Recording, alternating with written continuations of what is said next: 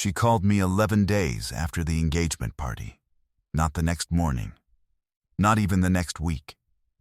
11 days, which I know because I had spent 11 days watching her Instagram fill up with photographs of the ring and the restaurant and the look on her face when he got down on one knee in front of their friends and family and everyone who loved them. 11 days of comments that said finally, and I always knew, and you two are everything. 11 days of her replying with heart emojis and crying face emojis and a warmth that looked, in every photograph, completely real. It was 2:07 in the morning when my phone lit up. Margot, I picked up before the second ring. Because you always pick up for Margot. That has been the rule since we were 19 years old, and it has never once been the wrong call. I said, hey. She said, I said the wrong name. I sat up. The room was dark. I turned on the lamp. Tell me, I said. She said, when he proposed. When he was on one knee and he said everything, Juno. He said the whole thing, everything you're supposed to say. And it was beautiful, and I was crying and everyone was watching. And I said yes. A pause. Longer. But before I said yes, I said a name. I said it out loud. I don't think anyone heard. I don't think Dom heard. The music was. There was music playing and everyone was already reacting, and I don't think anyone heard. I waited. I said your name, she said. I have known Margot Ellery for 16 years. We met the first week of university, in the particular chaos of a dormitory floor, where 15 strangers are trying to perform comfort with their new lives. And we recognized each other across a common room full of people, doing exactly that performance. Two people who had both decided, independently, that performing was exhausting, and that the common room couch was more interesting than the freshman mixer happening 40 feet away. She had her shoes off. She was reading something that was not a textbook. I sat down at the other end of the couch and she said, without looking up, there's good cheese in the mini fridge if you want some. I did want some. That was 16 years ago. We have been, in the taxonomy of friendship, the specific category that resists easy description. Not sisters. We are too different for that, and sisters implies a sameness we don't have. Not the kind of friends who talk every day. We go weeks sometimes, and the weeks feel fine, and then we talk for 4 hours, and the weeks compress into nothing. What we are, the most accurate word I have found for it, is essential. She is essential to my understanding of myself. I do not know who I am in a version of the world that doesn't have her in it. I have loved her for 16 years. I want to be precise about this. Because the story requires precision and I have had years to develop it, the love has been multiple things at multiple times. At 19, it was the love of recognition. At 22, it shifted into something I examined briefly, named quietly, and then put somewhere I thought was sealed.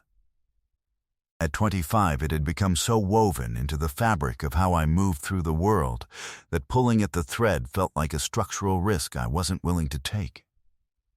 She met Dom at 27. I was the first person she told. She called me from the parking lot of the restaurant where they'd had their first date, and she said, something happened. I said, good something? She said, I think so. I'm not sure yet. He walked me to my car and he said he'd had a really good time, and then he stood there. Like he had more to say and wasn't sure if he should say it.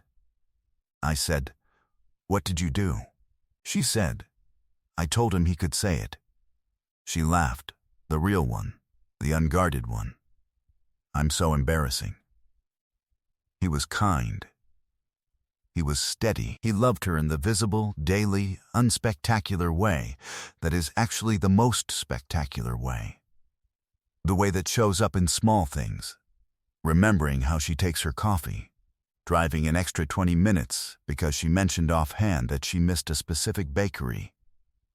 Sitting with her in hospital waiting rooms without needing to fill the silence. He was, by any honest accounting, good for her. I liked him. I want to say that clearly because it matters for the truth of the story. I liked Dom. I was never rooting against him.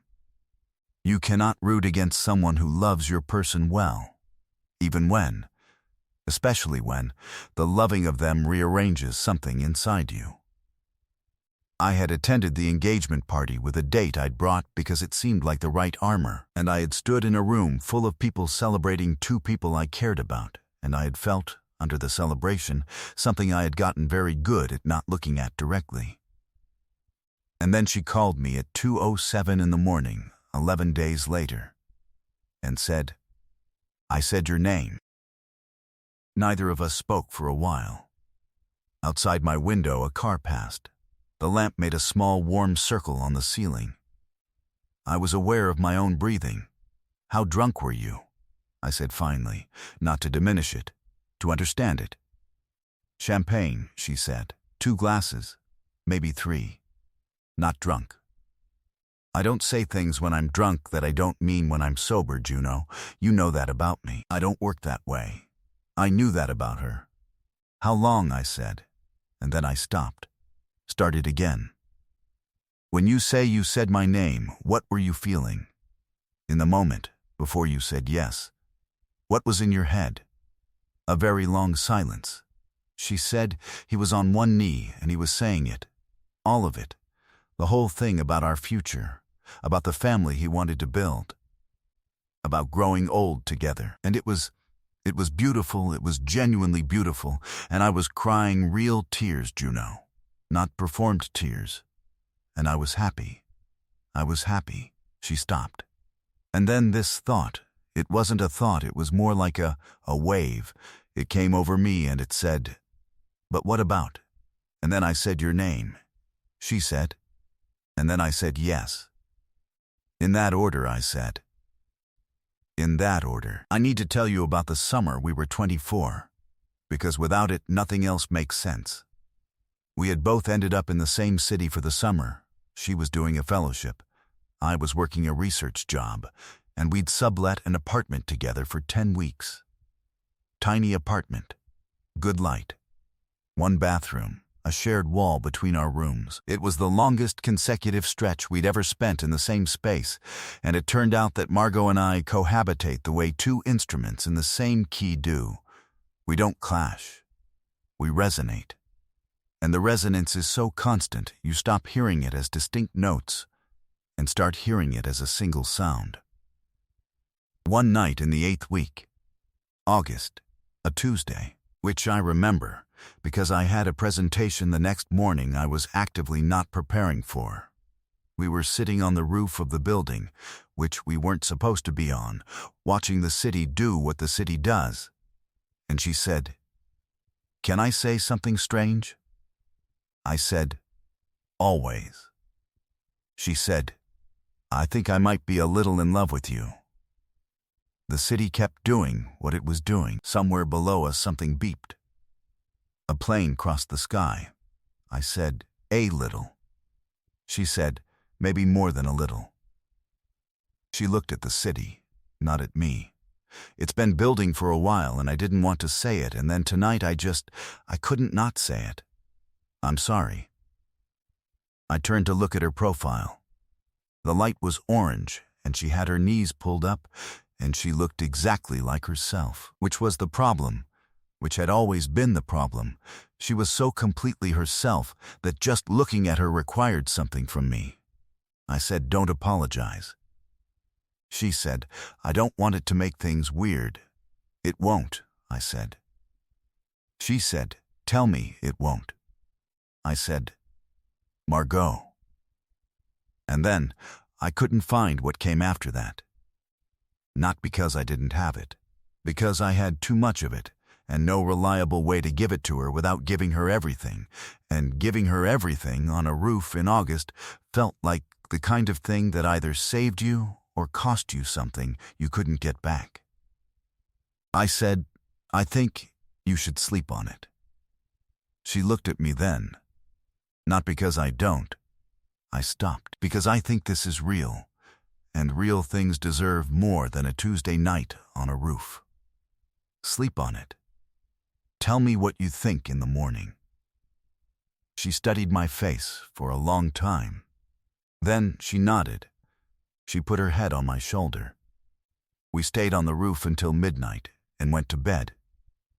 In the morning she had made coffee, and she handed me a mug, and she said, "You're right, it's real, and I don't want to be reckless with it. I want to do it right, or not at all." I said, "We have time." She said, "We have time." We flew home 2 weeks later, and the fellowship ended, and our separate lives reassembled around us, and we told each other we would revisit it, and we meant it when we said it. And then September happened, and October happened, and she took a new job, and I moved apartments, and the momentum of living carried us away from it, and we never revisited it. I have thought about that Tuesday night approximately once a week for the past 4 years. "Can I ask you something?" she said on the phone. Yes, the summer we were 24, when I said what I said, when you told me to sleep on it. A beat. Were you in love with me? I looked at the ceiling, the lamp, the small warm circle. Yes, I said. Silence. Why didn't you say so? Because I was scared, I said.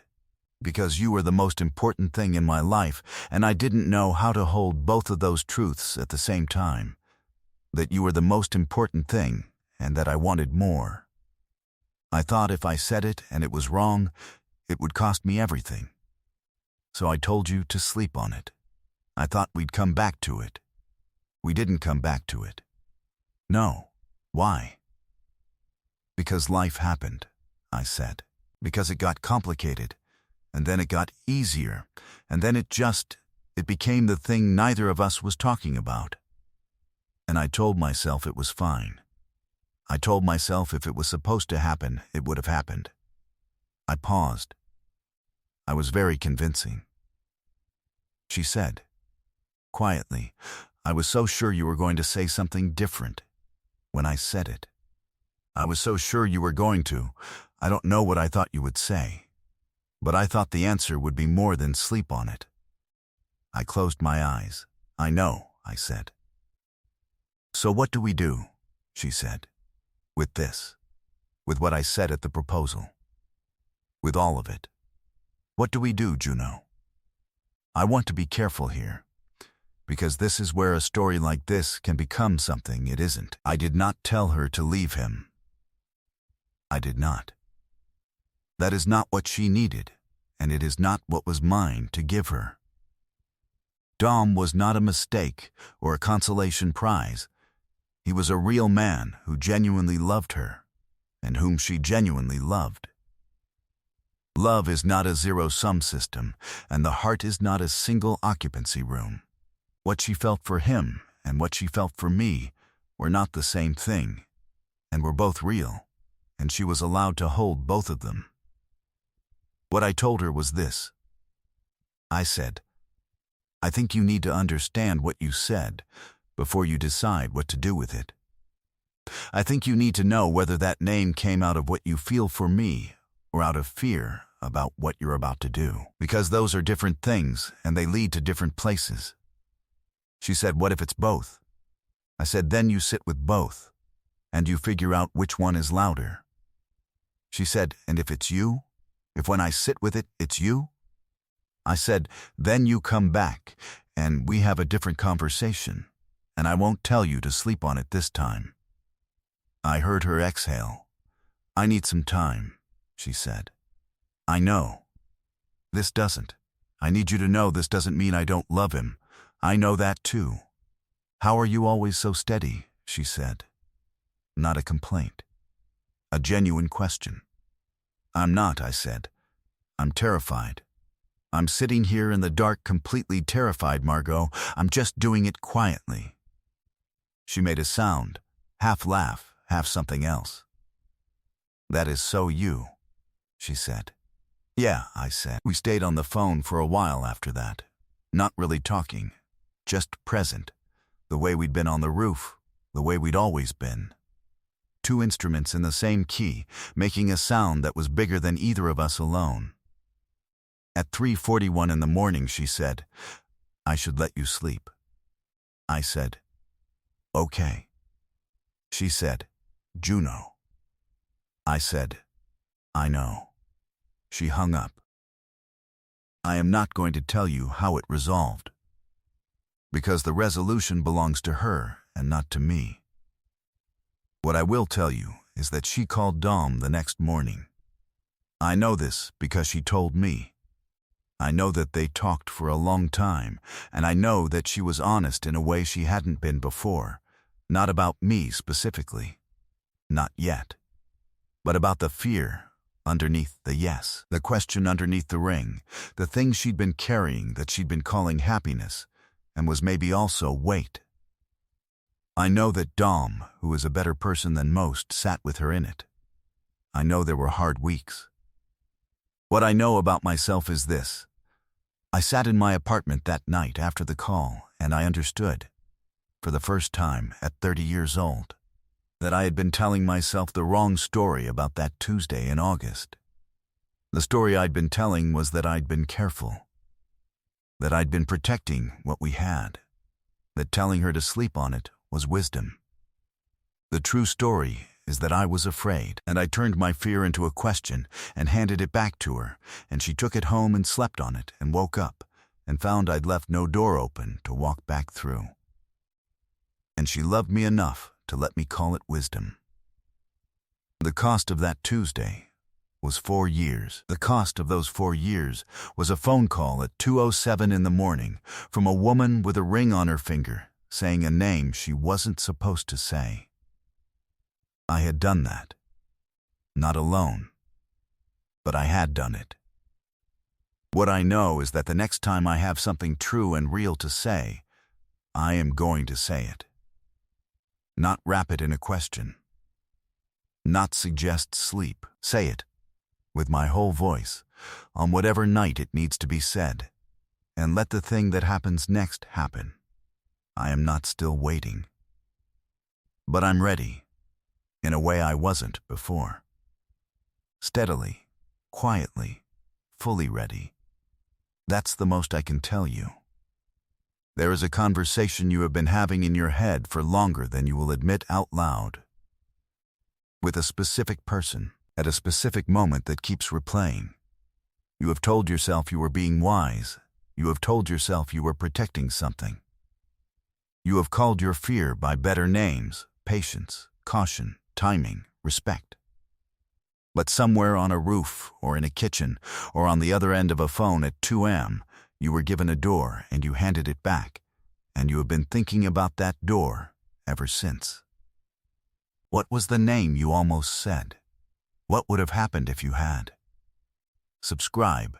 These are the stories lived on the other side of the almost.